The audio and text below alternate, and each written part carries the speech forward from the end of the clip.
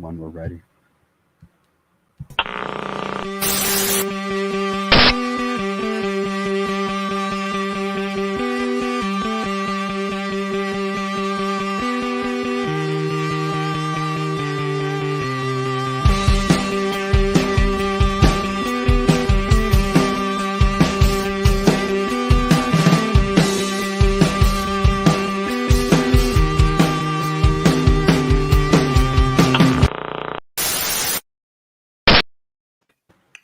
I'm really starting to sound like Chris Harrison of The Bachelor, but this week we have an absolutely jam-packed show like you've never seen it before.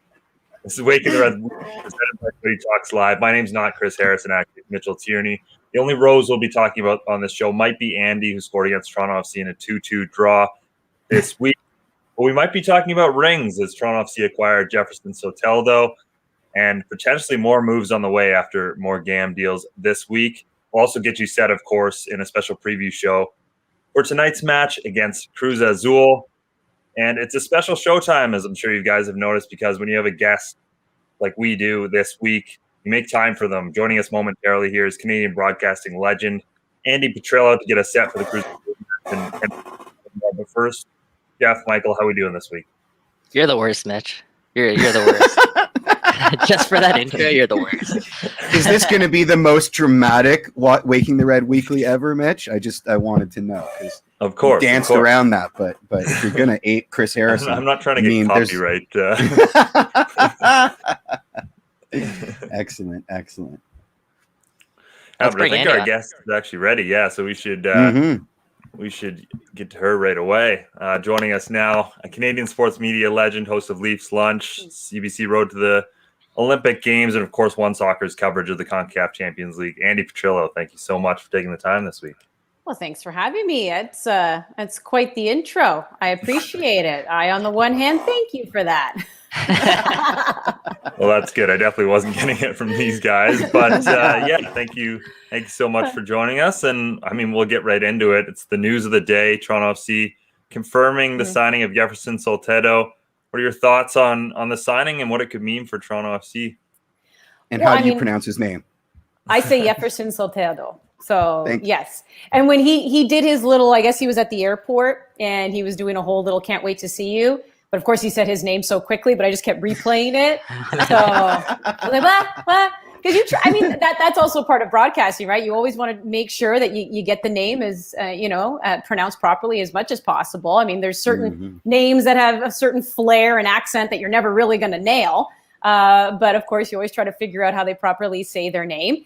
And I think there's excitement. Of course, there's excitement, right? I think a lot of people have been waiting for Toronto FC to get that third DP. I don't think I'm speaking out of line or, revealing a secret to anybody that we all know TFC was definitely chasing down a number 9. They wanted somebody who they felt could really be up there and score a lot of goals. But when we spoke to Bill Manning a couple weeks ago, the tone changed a little bit. He was describing more of that winger and a guy who could score goals but also create plays. And you're just like, okay, wait a second. That's shifted a bit. So clearly now they went and got Jefferson. So it's exciting. But I would also just say, and this is so typical of every fan base, and I would probably put the warning out now. Yes, his size, and yes, him being a DP, and yes, him not being Canadian. Right away, we want to start comparing him to Giovinco, and I just don't know if that's fair. I think it's because Giovinco just set the bar at a different level. Like, just respect what he did for TFC and just kind of know that he's in a separate class, right? I'm not saying that there's somebody who can't ever reach that or surpass that, but we just kind of have to know where Giovinco is in the history of TFC legends. So I think that's all a little unfair if we were to right away just start comparing him, right? Because they're both 5'2", 5'3", anyway. So it's just kind of like, let that be, let Jefferson create his own legacy here. Because if you already start to say, okay, well, this is what Giovinco did, is he going to do the same thing? You might set yourself up for disappointment. Andi, if he starts posting Instagram selfies of enjoying the espresso in Yorkville, it's all over. I'm sorry. You don't like Zaza's? You don't want to go to Zaza's? What's wrong with that coffee place? Everyone deserves to know about it. Yes, I know. If he starts doing that, we're in trouble. Yeah. If he starts selling baseball hats and, it's just, that's it. Andy, thank you again for joining us. I know you're, again, really busy, so we appreciate you taking the time. Another narrative that's been following TFC this season, along with obviously that DP hunt, has been their young guns and Chris Armas's willingness to play his young players. I wanted to ask you, is there a young gun in particular that has stood out to you early on in Chris Armas's tenure? Has there been one that's maybe taken advantage of the opportunity? To me, it would probably have to be Luke Singh. I think a lot of them have really looked good. I think Okello was robbed of his first goal, as we all know, in that his second leg in CONCACAF. But I really, and Ralph Priso has looked great. He's been told basically to follow Bradley and be a shadow, and I think he's done just that, and he's done it well. But for me, the reason why Luke Singh, also just kind of stands out is because I always think no matter what, being a defender, just defense in general, is always harder. Because, being up front or being in the middle, sometimes being a playmaker, when you have that natural ability, when you're creative, when you're offensive, I feel that comes a little bit easier than knowing where to be in a system defensively, right? Because that's taught. For sure. And you have to absorb that. And he came on in, just green as green could be. And, he's trying to stick with Gonzalez. He's not, the go-to guy. That's definitely Mavinga. And then when Mavinga went down, that was definitely Zavaleta. And then Zavaleta went down, and all of a sudden Luke Singh gets this deal. But I think he's done really well, and I think he stood out. And it's great to say he's rewarded with that goal in that game against Vancouver. That's obviously not what he's here for, although it's nice to know that he can get up on set pieces. But I just think defense is harder, especially if you're a young guy, to come on in and kind of be in a system and just know where to be, because you really just have to think 2-3 steps ahead each and every time, I think. So that's why he's impressed me. And so I think Luke Singh would probably be the one who has stood out the most to me. Yeah, you're definitely not alone there. Jeff, I think you had a question. I do. It's just Peter Pakachian brought up Schaffelberg is shining and should be played more. And I think Schaffelberg might be in a bad mood today because there's someone coming in that, maybe taking away quite a bit of his minutes. I don't even know if I have a question there, because obviously we got to see what Jefferson's all about before we start worrying or lamenting Schaff's loss of minutes. I'm going to go meta here.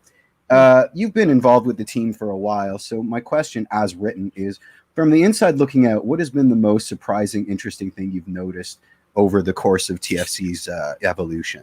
And it can be wacky, like, oh, they're all wearing pants now or something like that.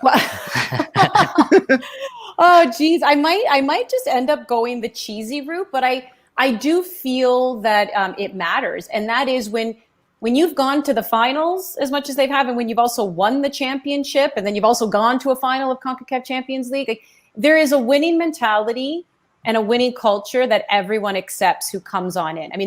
Look at Jefferson, for example. That's the first thing he mentions. I'm joining a team who is an MLS champion. And I just feel like that speaks for itself in many ways. Like, I started covering this team in 2008. Oh, poor you. Yes. Oh, I have stories about those times. The fan base is always going to be diehard. The fan base is always going to have this love and this dedication to the team. So that's not what's changed.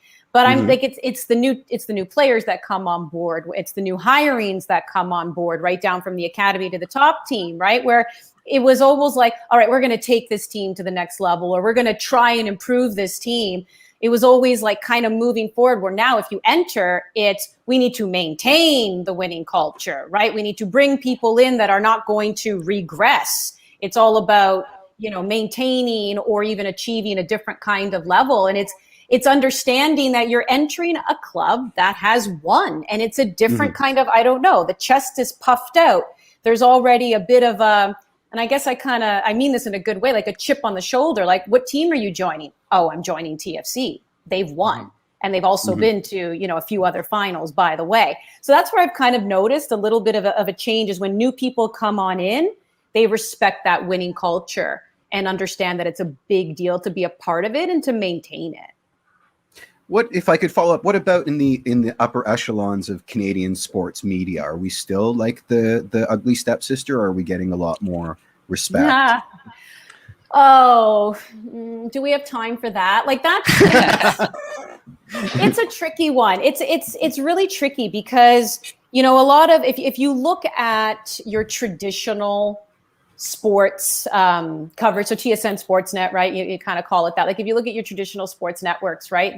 They also are guided a lot by advertisers and sponsors, and the numbers really matter. And this is where we're kind of in that conundrum phase of soccer in this country, because even though it's still very popular, and I would argue definitely on the rise too, where the conundrum is while soccer can put butts in the seats, as we know, BMO Field, getting sold out and everything, the numbers aren't necessarily manifesting themselves on TV. The ratings really aren't there.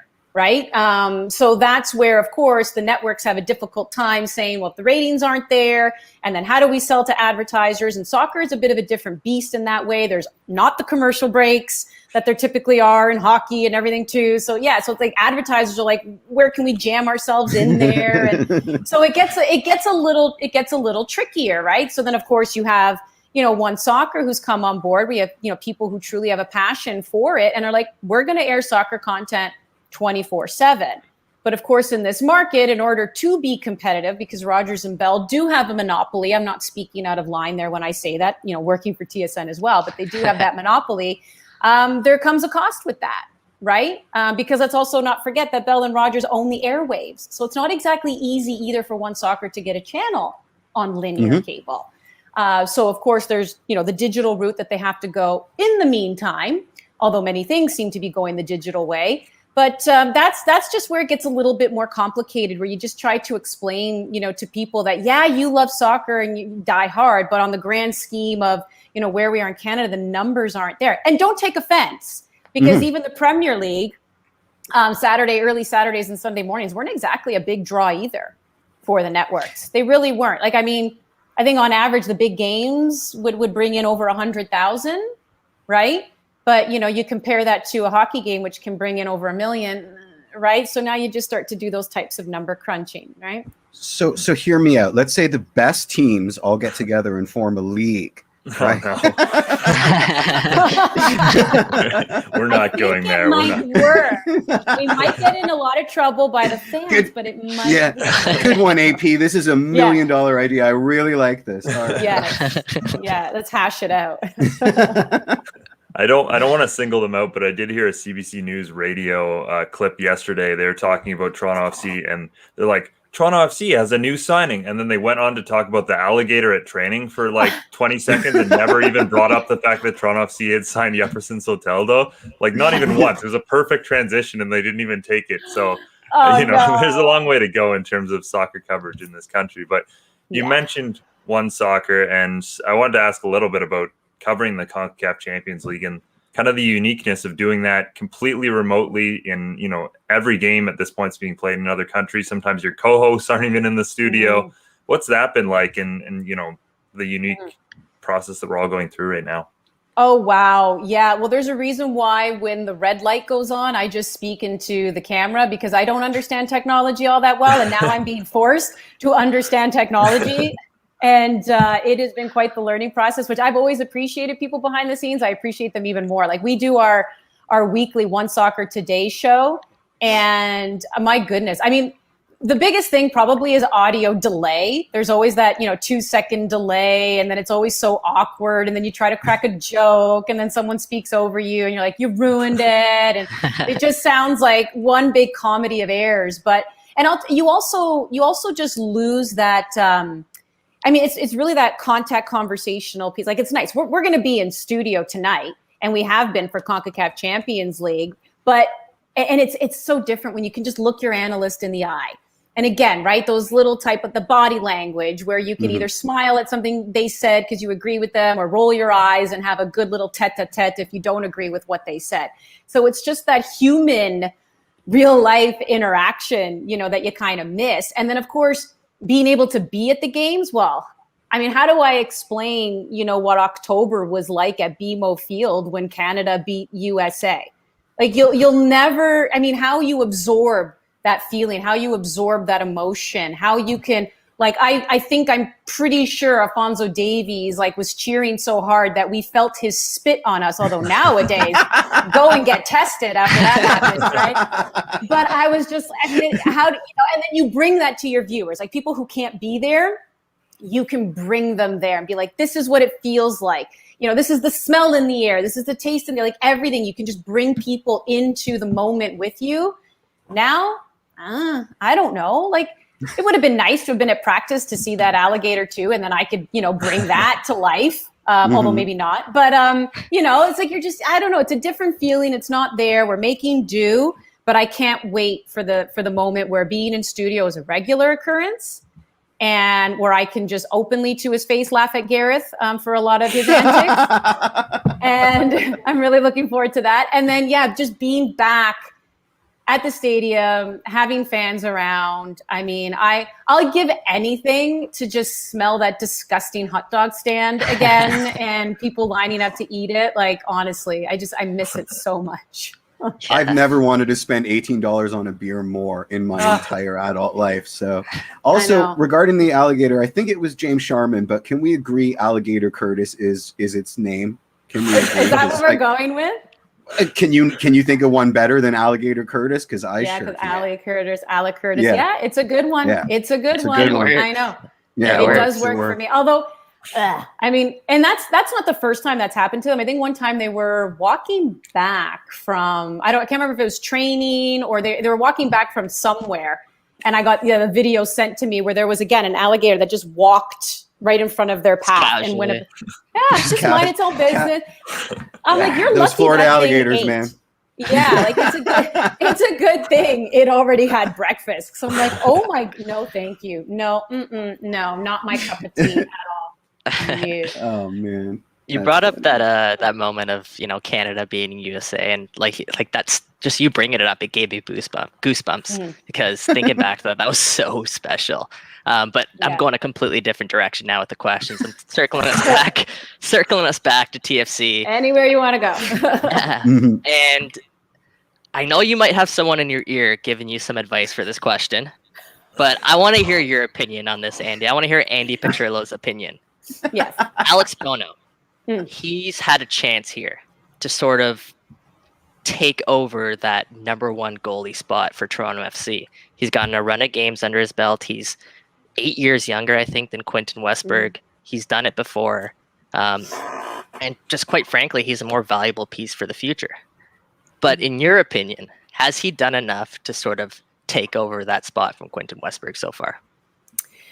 Well, right now I would say it's his net to lose. And, I think that there was a good battle going on in training prior to the COVID outbreak because you have a new coach who's coming on in and he's willing to, look at both keepers with fresh eyes, understanding that both are legitimate number ones. Bono was the one who had them win it in 2017. Bono was, the goalkeeper of choice as well in 2018. And even though the regular season wasn't all that great, again, as we know, going to the final of CONCACAF Champions League. And then, still kind of, there were signs that he was faltering a little bit. And then, Q comes on in and rightfully takes, the spot. But what's interesting here is, again, Chris Armas is deploying a completely different system as well than Greg Vanney. And Greg Vanney really wanted to play out of the back. And it was really important to have your goalkeeper who was really good with his feet.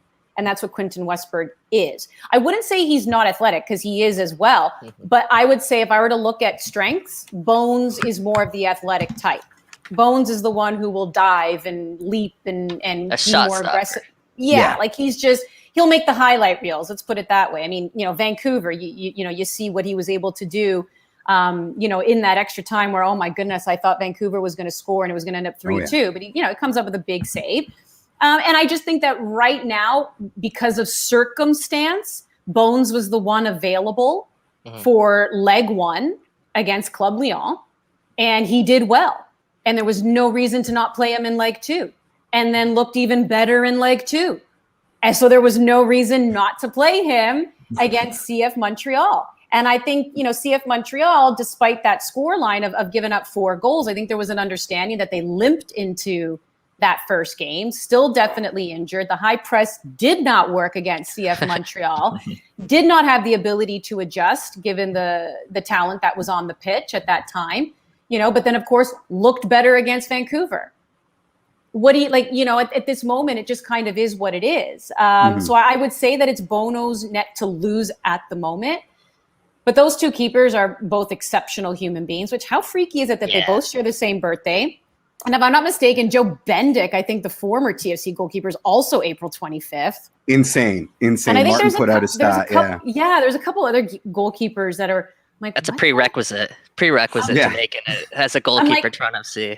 Go back 9-10 months, kind of like what we all did with Antoine Griezmann, right? So you're like, okay, what particular day that now these babies are being born on the same day? Gareth Wheeler did that, by the way. He's the one who did that research. I do not want to know about anyone's private life with their significant other. But I will say that they're both exceptional human beings. And when Q got the starter position over Bones was an exceptional number 2. Yeah. And I don't doubt that it, right now with Bones being the number 1, that Q won't be an exceptional number 2 to him.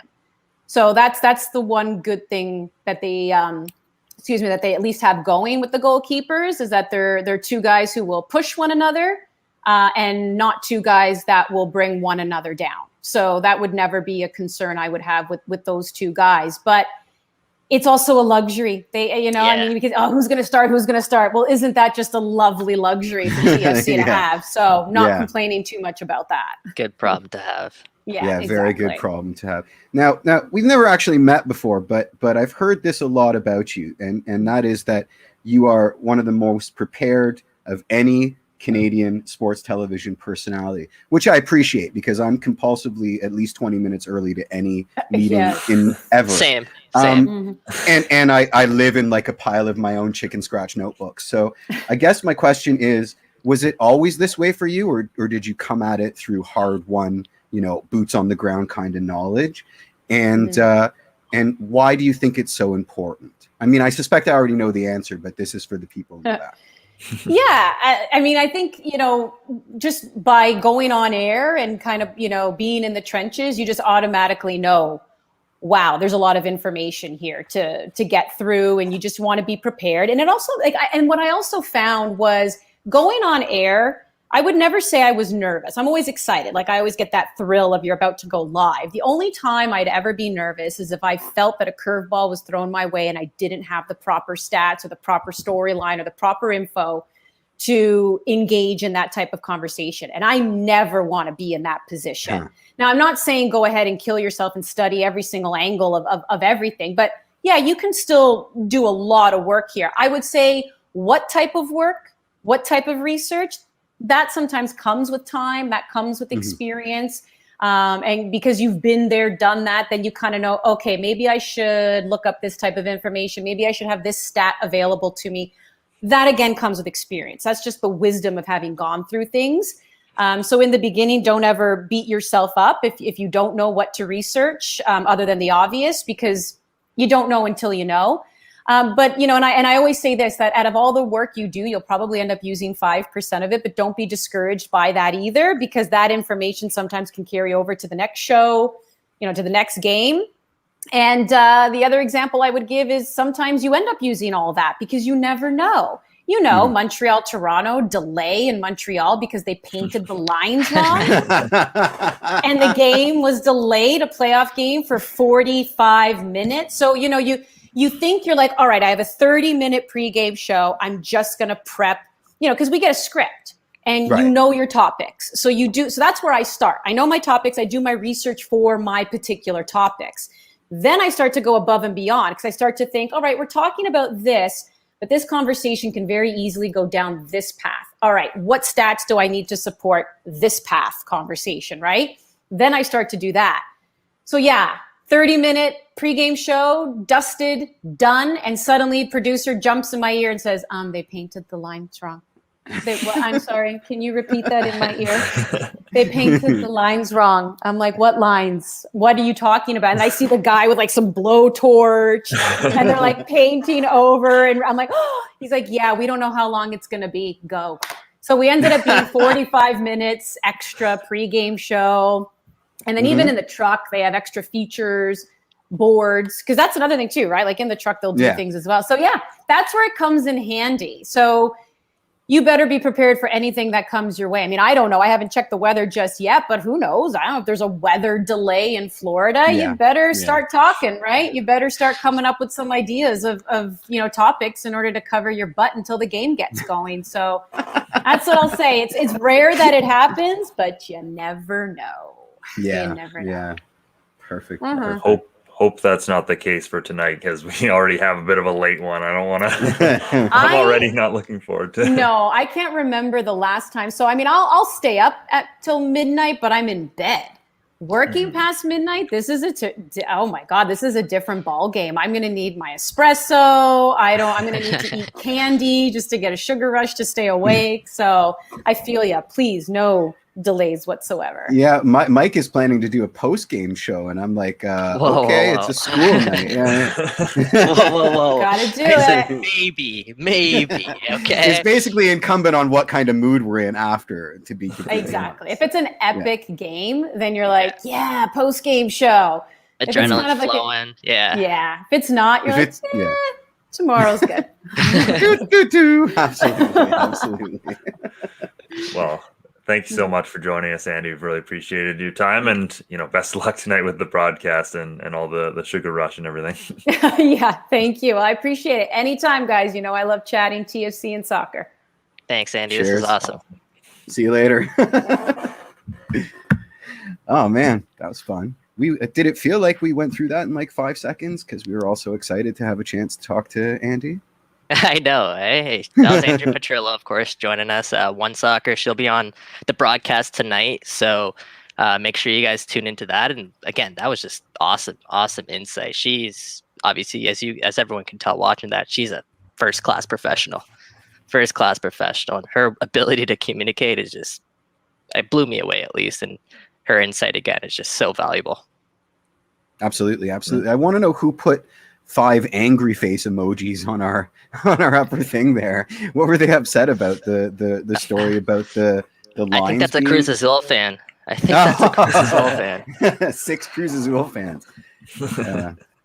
It's actually a couple of likes and 1 angry face. Oh, really? There you go. Okay, good. I couldn't handle 6 angry faces. That's still a positive ratio. But yeah, let's talk about the news of the day, of course, because we haven't gotten into that ourselves yet, and that, of course, is Jefferson Soteldo, 4th highest transfer fee in Toronto FC history at $6 million. Only Pozuelo, Bradley, Defoe cost more. 23-year-old coming in from Santos, wore the number 10 there. I mean, at this point, we all know what that means. Signed until 2022 as a designated player. He can play attacking midfield. 2025. Sorry, yeah. Mm-hmm. Sorry. Attacking midfielder, can also play as a left-sided attacker. So that gives Toronto FC some attacking flexibility there as well. Venezuelan international. Perhaps crucially, he's good on set pieces. On paper, seems like a pretty home run signing. Yeah. Oh, yeah. If there's one word I'd probably use to describe him, kind of ironic because he does stand at 5 foot 2 inches tall. It's powerful. Jefferson Soteldo, to me, he comes off as a very powerful player. He can go left, he can go right, but every single touch he takes, from my opinion at least, is that it looks like it's with purpose. And it looks like he's trying to beat you, which is something that TFC lack very much. They lack a lot of guys who can take people on 1v1, and to add this sort of dynamic onto an already, in my opinion, already strong roster. Again, we don't know what this team looks like because Alejandro Pozuelo hasn't even played yet. Jonathan Osorio's played, 20, 30 minutes. Josie Altidor's played maybe 1 full match of soccer between the 4 matches so far. Ayo Akinola, same thing. So we really don't know what this team looks like yet at full strength. You add in someone like Jefferson Soteldo into this mix, who, in my opinion, I believe he could be the best player in Major League Soccer. I believe that he has that potential, maybe not right away, but he has that potential. He's 23 years old, and they got him at a bargain and a half, because Santos are obviously in a financial, I guess, pickle. I don't want to say, pickle. I don't know if it's a crisis or not, but definitely a pickle. And TFC were smart on the market. They, as Bill Manning was on here, they assessed the market. They looked at, maybe even they looked at potentially what would be the value if we brought in this player now, and then 3, 4, even 2 years down the line, could we flip that player for even more money? If Jefferson Soteldo comes in and he does really well right now, they could flip him for quite the transfer fee, in 2, 3, 4 years, because he'll be in his prime. So for TFC to sign this player at 23 years old from Santos, which again is one of the clubs who have sent out top talent around the world. They're one of the biggest feeder clubs in the world.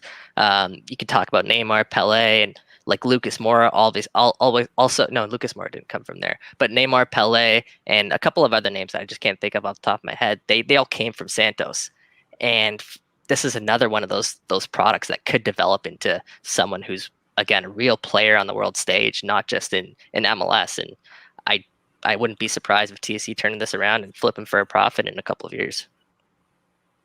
I'm going to mangle a comment that I read on our boards today, but it was with Seba. He came in and was a cheat code in 2015 at 27 or 28 years old, and then we watched a steady decline. And that with Soteldo, with new boy, fun size new DP, we might see that in reverse, where because of the age, he might round into form as opposed to sort of decline in form during his stay in Toronto. And I thought that was a really interesting take. Well, and I think the good news here is he doesn't have to come in and be a Giovinco. They already have their Pozuelo, right? Like, I'm not saying he won't be.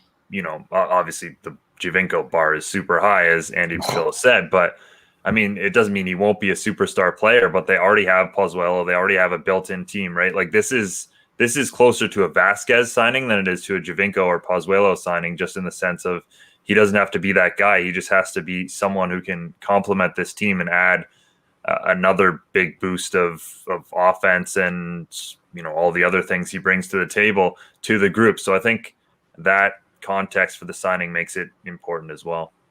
I don't know if Jefferson Soteldo would want to hear that, Mitch.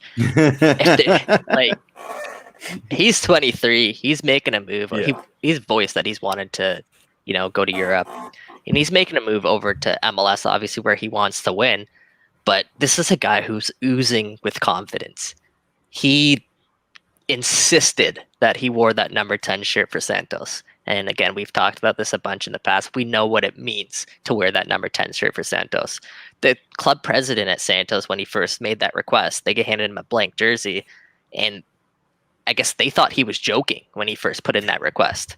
So then he had to bring it up again there, and they finally gave him that number. And there's a story on FIFA.com where he turned around and the crowd went nuts. This is a guy that understands the moment, and I think he wants to live up to that moment, wants to live up to that hype. I agree with you, though. From a Toronto FC perspective, it's a good team to come into because he doesn't have to necessarily be that guy. Although I don't know if that's the way he'll play this. I don't know if he'll kind of ease himself into the squad. I think this is a guy that wants to make a difference every time he's on the pitch. So let's look out for that. Bill Manning talked about on the show that TFC in the crucial moments last season, they were missing that difference maker. They were missing that Giovinco or Altidore in the past that were able to find that crucial goal that TFC needed. I think that's a reason why they brought in this type of player, because I think he in this way that almost Pozuelo does, the game almost revolves around Soteldo from what I've seen. He isn't afraid to go out there and take the game over. So let's see if that does play to fruition. But like you said, it is a good team to come into. Am I remembering incorrectly, or did he not score a pretty clutch goal in his debut for Santos? I think he did. Yeah, he scored a couple of clutch goals. I know that. He was named to a couple of best 11s as well. Like he's done it. He's done it in the past, and that's why he's been rated so highly before, obviously the pandemic. What's going on with shirt number 30, boys? I don't like that at all. I don't think he'll be wearing 30 for long. Really? I wouldn't be surprised if he does, because I said this on my post-game or our post-game show, my post-game show now, because none of you are there. I said it on. I was there in spirit. That is true, Jeff. What other number was he gonna wear? Like Jaquil's number 7. That's not. Yeah, well, that's the anywhere. one I'm targeting. I think maybe There's- Jaquil's not going to be number 7 for much longer. So. He just made the shift over, and he changed his Instagram handle. Come on, you change your Instagram. Oh, he changed his Instagram handle. It's pretty much official. I'm sorry. I didn't realize that. So Jaquil's number 7, Mark Delgado's 8, Erickson Garrett's 9, Paz is 10, Jaden Nelson is 11. You go, those sort of numbers that were in his range. You go down the list, they're taken already. And if he's a designated player, I'd be surprised if he changes his number. Okay. Can we do a public service for the people out there? No, he does not have a Twitter.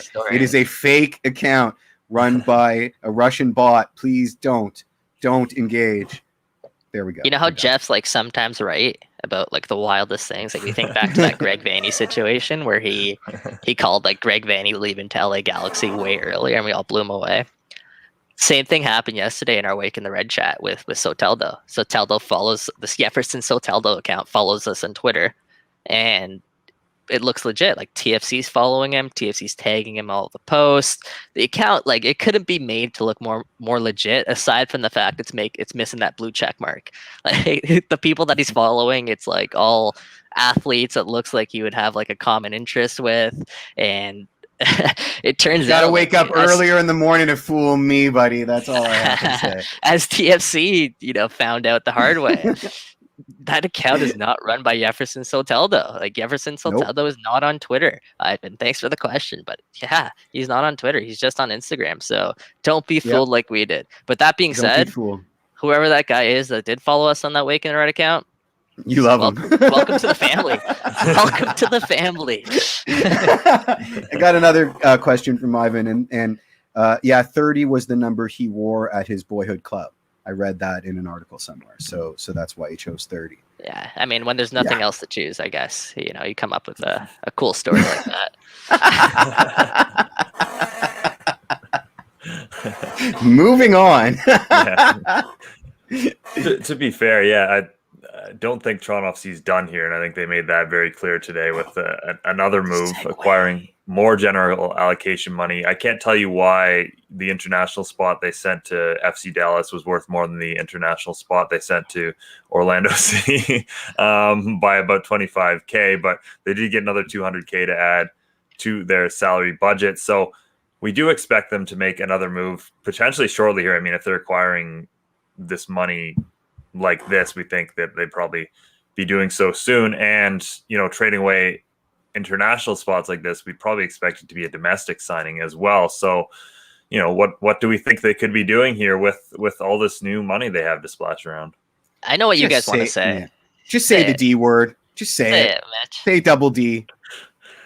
I don't know if I'm convinced. Like, if I will shut that down in a second once you do. If they're bringing in Dom Dwyer, I think it's one of 2 signings. Like, I think they're probably going for a center back here. I think they need more center that would be agreeable. I don't know if they do a center back, but no, you think left back? I think their main position of need right now is a fullback because they are one, like, knock on wood, please. They are one Richie Larea injury away from finding themselves in a really bad situation here at fullback. Because besides Aro and Justin Morrow, who are you going to slot into that fullback role? It's Nick DeLeon is probably the next best option. Maybe Griffin Dorsey. Maybe Delgado. But that's what I'm trying to say is that you're getting into that gray area. So TFC and Brady Reed had a great point on the post-game show. Super sub Brady Reed, who filled in for y'all. He brought up the fact that we haven't seen Julian Dunn yet. We haven't seen what he looks like. And there's also Luke Singh, who the team just signed. And if you want to talk depth at a position, TFC have more depth at center back than they do at fullback. Way more depth. They have 2 more players that can play. Rocco, our center man back. in Denmark. Yeah, Rocco's another guy who is going to be coming back in June when his loan expires, unless, of course, another loan happens. So I think there's a more dire need right now to shore up that fullback position, like we saw when they brought in Tony Gallagher last season. Again, Gallagher might be a little bit of a tougher one this season because they're trading away international roster spots. I agree with Mitch. I think it has to be a sort of a domestic player. But in my opinion, at least, I think fullback is the option that this team needs to shore up. A lot of people are quick to point at Omar Gonzalez and how he's struggling to fit in the system. We still don't know what the system looks like because Chris Mavinga hasn't played a game yet. What does Omar Gonzalez look like next to Chris Mavinga when he's not having to, no offense to Luke Singh, but he's not having to carry a center back beside him? You know what I mean? So I don't think it's fair to really assess this team's center back situation just based off those first couple of games, at least. Breckshay. Never. I'd rather have Tom Dwyer. Oh my God. In terms of Dom Dwyer, here's why I believe that signing won't happen, at least in the first transfer window. In the first transfer window, at least. Oh, go ahead. So he's coming off a serious knee injury, which he was supposed to be sidelined the rest of last season and he missed training camp as well this season. It's different knee injury than Achara, but that timeline is sort of the same. So when Dom Dwyer gets to 100%, I don't know if that's right now. If Dom Dwyer signs, in May, is he at 100%? I think you're still kind of easing him into the mix. I don't know if you're expecting the best out of Dom Dwyer. So here's my counter to that. Why not wait until the summer? Why not wait until the summer when he's recovered from that knee injury? He could still train with the team in the meantime. And then his salary budget charge, whatever he comes in at, is half as much as it would be. He's putting that knee injury, for the most part, at least behind him. And he can make more of an impact there in the summer. Plus, it helps out your salary budget immensely. Why not wait until the summer? Because he's an injured forward. Of course we're going to sign him. That's our MO. We've signed him already. If he can barely walk, then he's a member of TFC. God damn it. Yeah, and another fun to build off that is that TFC have so much depth up top now that Josie Alter is healthy, Ayo Akinola is healthy, Patrick Mullins is healthy. They have so much depth that Jordan Perusa can't even find his way onto the Champions League roster, the 23-man Champions League roster. And if you want to bring in Dom Dwyer to take away minutes from Jordan Perusa, I don't know about that, man. Not even Jordan Perusa. Like, take away minutes from Patrick Mullins, your boy Jeff. Don't say it. Don't say it. Why are you saying that? Jeez. Go ahead. I don't know about that, man. Like, for me, it makes no sense right now for TFC to bring in Dom Dwyer unless he's forcing their hand some way and they really believe that they have something there. Well, let's get into the Michael Singh injury report because I think it's a good time leading into the Cruz Azul game. Who do we have here for Mike Singh injury report?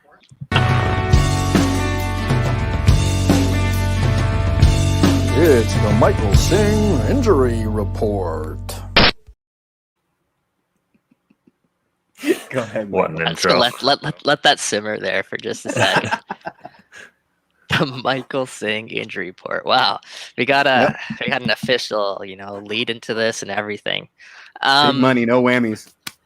Yeah, so we'll start with a non-injury first, and let's talk about Richie Larea. He will not be available for Toronto FC tonight as he is forced to miss out this match due to a suspension, yellow card accumulation. So no Richie tonight, and that's a massive, massive blow to Toronto FC. Because huge. He's been their best player this season. Hands down, in my opinion, not even close. He's been their best player this season. So it'll be interesting to see how TFC line up down that right-hand side. Obviously, I think Aro is going to shift over to the right, Morrow to the left. But how do they change their style of play? So it's not just Richie providing the width anymore. Aro is a different type of fullback than Richie. I don't know if he can go up and down like Richie does. So it'll be a little bit of a different system this time. On that injury report as well, Alejandro Pozuelo, he's not on the Champions League roster. He will not be playing tonight. As Chris Armas told us yesterday, that he's a little bit he's close, but he's a little bit further away. He's not there yet to participate tonight. So no pause tonight. I'd be surprised if he's not back next Tuesday. He has been training. I think he's been training on his own, but he is close to returning. Positive news, we will see Chris Mavinga in some capacity tonight. I don't know if TFC are going to bring him into the match off the bench. I don't even know if they're going to use him off the bench. I don't know if he's going to start. But the good news is that Chris Mavinga is available tonight for the first time this season, which is massive. Fabulous. Massive for Toronto FC, because obviously we've talked about the question marks at the back line. So it's just great to have Mavinga as an option. Liam Fraser also will not be available tonight. Erickson, Gallardo, Achara, Julian Dunn as well. So though I think that's it. It's good news that the list is getting shorter. The segment's getting shorter. We don't have to go as long in this segment. So that's a positive sign for TFC. They are heading in the right direction. And again, with all of these injuries, we still don't know what this team actually looks like. Yeah, no, I think that's a very fair point. Another good thing to mention on the injury thing is Toronto FC doesn't have a game this weekend, which I think is pretty massive in terms of not having to, roll out a team in between the two legs. And Cruz Azul do have a game. Some of the other teams in the Champions League as well do have games in between. So Toronto FC, a little bit of fortune from the schedule makers there, especially considering, how things have gone. And again, I've mentioned it every week, but they are playing this game in Florida. So again, the travel is helpful for Toronto FC. They don't have to move very much. And that's at this point in the season that can be huge as well. But yeah, let's preview a little bit this game against Cruz Azul because it's absolutely massive. And once again, Toronto FC coming in massive underdogs. Cruz Azul only lost twice this year in the Close Era. They're leading by a fair amount. For reference, Leon had lost 7 times. With that being said, I mean, it's Toronto FC in the Champions League. We say they're the underdogs every time, but as we all know, there's always a chance with this team. And, internally, they always seem to believe that they can get the job done. So they at least have that belief on their side. And yeah, I mean, again, I think this will be an interesting matchup for sure, though, because this is a tough test, and this round in general for MLS is just going to be, it might be a bloodbath because all the best Mexican teams are left, and this is going to be as big and as impressive as the Club Leon win was. This one would be even bigger. This is the real challenge. This match right here is the real challenge for Toronto FC. Mitch, you joked about this, and maybe Club Leon weren't as good as they seem, but I still do fall back on that a bit. I know Jeff's gonna kill me for that. I'm not. I agree with you. What are we all being paid by Liga MX Santander? Suddenly Club Leon were terrible. They, when going into the match, they were the Apertura champions. They were on a hot streak. They had hot hands. I'm feeling the same hyperbole. It's like every time we go up against a Mexican, they've got guys on the team that play soccer really well. Well, of course, but we're gonna go and we're gonna school them, hopefully. Yeah, and this was still yes, they had good form heading into that match, but this was still a team that was 8th in Liga MX at the time. That's not good. Yeah. That's not great, but it's still we have to respect our opponent. That was still a good team. That was still a good win that Toronto FC pulled off, and a fantastic win that Toronto FC pulled off. But this team, Cruz Azul, different breed. Very aggressive team. Very aggressive, different breed. Yeah, and I'll get into that in a second. But this is a team that hasn't lost, I think, in its last 16 matches. I think they've won their last 13 out of 14 games in Liga MX. When I say this team is a different breed, this is the best of the best when it comes to Liga MX right now, at least in this current 2021 campaign. So if TFC somehow find a way without Alejandro Pozuelo, without Soteldo, to pull off a win, this should be one of the most iconic results in Toronto FC history, at least in my opinion. Yeah. Is a win the only result that we? I mean, obviously we want to keep it low scoring because of away goals, but let's be honest. As long as we can hang, this is aggregate football. This is my favorite kind of football. It all comes together next week, and presumably next week we've got Paws back. We've got New Boy. I just keep it close. A win is they will sing songs about this day. Keep it close.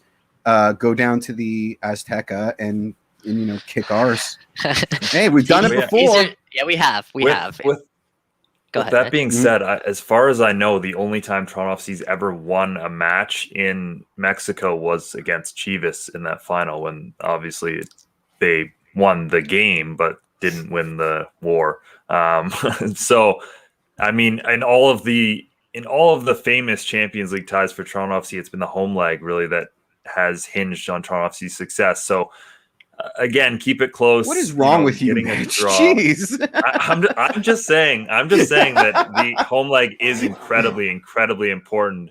Okay. And you want to go down to the second leg with at least some kind of advantage, because again, I think this is Toronto FC's opportunity to get a leg up. Okay. And we have I don't dispute that. It will be tough with not a full lineup versus Zool. Hopefully they pull it out, because this will be the biggest hurdle in the Champions League run. I think that sums it up nicely. And as Jeff pointed out there, this is a very aggressive team. And TFC have been playing that high press as well. Here's what I'll add. I think this Toronto FC team will play off the counter tonight. Ooh. I think they're really going to park the bus. I don't know necessarily park the bus, but I think they're going to tuck in. Okay. And I think we're going to see the likes of Jacob Schaffelberg up top. I don't know who he'll play with, maybe a Josie Altero, but I'll be shocked if Jacob Schaffelberg's not in this game. So I think they're going to see TFC sort of play off the counter and trying to exploit some spaces in behind Cruz Azul tonight, because like Jeff pointed out, this is a very aggressive team. They like to press themselves. They like to push up with numbers. They like to attack. They have so many numbers. Weapons. It's crazy how many. Many it's weapons. Crazy how many different ways they can hurt you. It's kind of obscene. It's what we hope TFC will be when everybody's healthy, which is kind of funny. But exactly, Jonathan Rodriguez, just off the top of my head, I think he's the leading scorer here for Cruz Azul. They also have the league leader in assist. I forget his name right now, but the league leader in Liga MX in assists. They have a couple of different options that can just punish you, and quite frankly, they're more lethal options than what Club Leon had to offer. So. This is as big as they get, gentlemen. And again, we're the home tie. I hope that favors Toronto FC. Obviously, have a weaker side, but they need to. I think they need to at least get a draw tonight if they want a shot there next week. I'd agree with that, and I think in a lot of ways the return. I mean, we've talked about the return of Chris Mavinga and how big that could be. The return of Jonathan Osorio, I think, is massive in this game, because one, we know what Osorio can do at CONCACAF. We've seen that in the past, and obviously the 2018 run, he was up there with Sebastian Javinko for the most key players. But I think that midfield balance for Toronto FC is going to be absolutely critical tonight in terms of not letting, as we've said, very talented Cruz Azul side play through them. And I think Osorio, his flexibility, I mean, we've kind of seen that the past couple of games, especially in MLS. There just hasn't been that flexibility of midfield player. There's been too many guys, be it Delgado out wide, be it, maybe Noble Okello playing a little too wide. Like, Toronto FC maybe has put some square pegs in round holes that didn't work in the midfield. And I think Osorio is one of those guys who can shift his shape when he needs to, in the way that I don't think any other Toronto FC midfielder has, that ability to be as good in as many positions as Jonathan Osorio is. So with that being said, I think that return is huge, and that's the key player that I'd be looking at for tonight for Toronto FC, because, come CONCACAF, we know Osorio is a big game player. Yeah, that back heel, man. Andy talked about, taking us back to that moment of Canada versus USA at BMO Field. Can you imagine if this match tonight was at BMO Field? Can you imagine that atmosphere? If there you were already got robbed of one with the Leon. I'm telling you, that would have been a legendary game. But I think the atmosphere would have been just electric tonight, because this game is special. This game, to me, like I told you, I joked around about this, in our Slack chat, but who cares about what happened against Vancouver? That's like so far in my memory. Like, that's just pushed to the side. Like, I pretty much forgot they played a match against Vancouver, because I think my attention has just been focused on this game. And I think TFC's attention has just been focused on this game. I said this so many times on this podcast, but we know what Bill Manning wants to win. We know what trophy this club wants to win, and that's the CONCACAF Champions League. And I think the club coming out and saying that, I think that would have made the whole occasion just so much more special at BMO Field, I guess, especially against a Liga MX side like this. So, man, Absolutely. I'm just so pumped. I'm just so pumped. I can't remember. I can't remember. Friend of the show, Alex Gonge-Ruzik, had me on his podcast, the third sub, to preview the game, and I felt kind of bad because every time you like bring up the Vancouver Whitecaps, they'd be like, "Yeah, but Cruz Azul on Tuesday." Like, like I felt bad. So it almost made it clear that like, look, Toronto FC, like this game's kind of important to TFC, but like they're all of us are kind of looking ahead here, right? Like, I just wanted to mention that because I read an article, or it was a tweet, or maybe I invented it. I hope I didn't invent it. I'm pretty sure it was Matt Doyle or one of the MLS guys, and they said that Cruz Azul has a pretty crappy record against MLS sides. Just some weird winkle. I think they lost to LAFC last season in the CONCACAF Champions League, and Chris Armas actually spoke about that point, Jeff, and he said, "Oh, good! I didn't invent it. Amazing. This is good stuff." I don't necessarily know if he brought up Cruz Azul's kind of record against MLS teams, but he brought up the fact that LAFC made that run to the CONCACAF Champions League final, and arguably were the better side in that final. He made the argument that the gap between MLS and Liga MX has shrunk dramatically.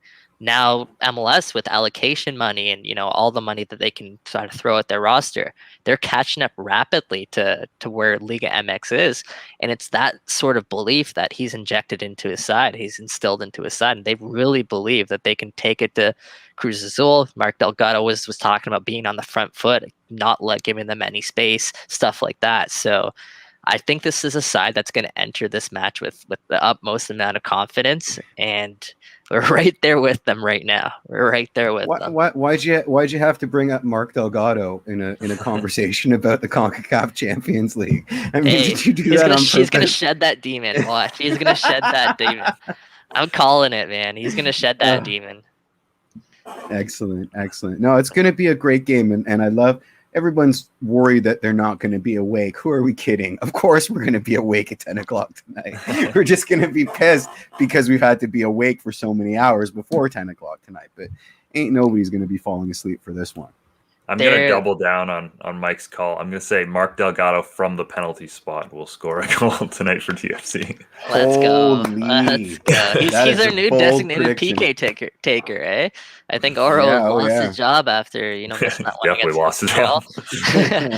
And a lot of people were asking about that 10 p.m. start. So, like, why is TFC playing at 10 p.m.? They're playing in Florida. It's not up to TFC, TV numbers. Unfortunately. It's not. Yeah, maybe it's TV numbers, but it's the CONCACAF scheduling. Like there's, I think Atlanta United also played tonight. It could be a different team, but I think it's Atlanta. They play like before TFC, so they don't want to overlap the time slots. So they just push TFC back to 10 p.m. and it is what it is. Like Armas said, they're not going to add that to the pile of excuses that they could. They're going to go out there and just play their game. Nothing's changing. Except they said they might take a nap or two in between. So there's that. I should hope so. I also imagine. I might take a nap. Yeah, I was just about to say. And I'm not running around for 90 minutes. But with that being said, won't be the same heat. So Toronto FC will have a bit of an advantage in terms of playing the style they want to, because it's going to be a little later on in the day. Before we finish up here, I just wanted to quickly mention the Olympic group for the Canadian women's national team, which was drawn this week. They're going to be playing Team GB, the host Japan and Chile. That's obviously a pretty tough group. I mean, Japan and GB are solid, even if Canada did beat 2/3 of GB in the last international window. I don't know if that counts, considering they didn't beat them together, but nonetheless, I thought it was worth mentioning. And obviously, we still hope the Olympics happen. Go Team George Betancourt. It's not the worst draw. Well, it ain't the worst draw. It's not the worst draw that Canada could have had. I think they might go into this group as maybe even the favorites. Obviously, you got to give some respect to GB. When Canada beat them, it wasn't really their top side that GB was throwing out, but Canada's credit neither was Canada's. They're missing quite a few players as well, so it'll be interesting to see those two teams go head to head. Obviously, Japan's another team that has had success on the women's side in the past. They're not quite the same team they were in the past, but who knows? They're obviously a team that could, pull off an upset if get on the right day. But this also sets up a potential semifinal matchup against the U.S. if all things kind of go to plan here. Of course it does. Damn. Damn. That's what I'll say to that. But hey, Canada, they're still holding on to that. Was it 2012? They're still holding on to that. They talk about it quite often. And a semifinal against the U.S., licking their lips potentially for some of these, these players who have wanted that redemption because they were robbed. To be the best, you have to beat the best. It's there you go. And we saw it at the She Believes Cup. Canada's probably closer to the U.S. than they've been in, I don't know, several years now. So we'll see. I mean, it'll be again, we have to get there in terms of the tournament, but I think it's a good group for Canada. They'll be tested in all 3 games, and hopefully they can get out. I mean, hopefully they can get out first, because you never want to finish second in an Olympic group, because just the top teams that you'd have to play if you finish second. I think it's like Brazil or Netherlands they might have to go up against if they finish second, and that's not even mentioning if they get out. It was one of those lucky losers in third. So it's going to be, Olympic tournaments are always kind of wild. Hey, sweet. That's the name of the game. That's the name of the game. Absolutely. Well, let's wrap things up there. Obviously a massive game tonight at 10 p.m. So we're all looking forward to that. Head over to Waking the Red. We'll have all of your game day coverage as always. And of course, head over to One Soccer, where Andi Petrillo and the crew will give you a great pre-game show for that one, and post-game show as well. We'll see if we do one. That's up to Mike. That's up to Mike's sleep schedule. So we'll find that out later. But yeah, thanks so much for tuning in, everyone. Till next Tuesday. Ciao.